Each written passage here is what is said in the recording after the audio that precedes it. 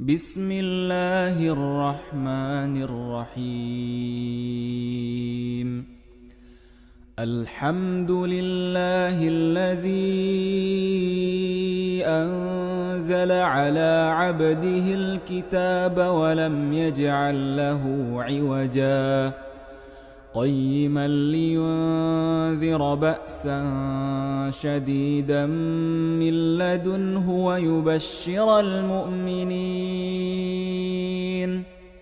ويبشر المؤمنين الذين يعملون الصالحات أن لهم أجرا حسنا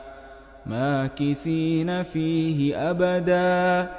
وينذر الذين قالوا اتخذ الله ولدا ما لهم به من علم ولا لآبائهم كبرت كلمة تخرج من أفواههم إن يقولون إلا كذبا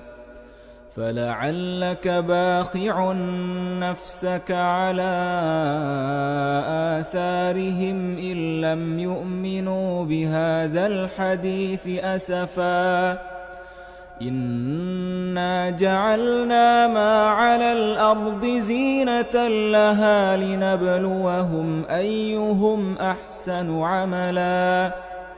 وإنا لجاعلون ما عليها صعيدا جرزا أم حسبت أن أصحاب الكهف والرقيم كانوا من آياتنا عجبا إذ أوى الفتية إلى الكهف فقالوا ربنا آتنا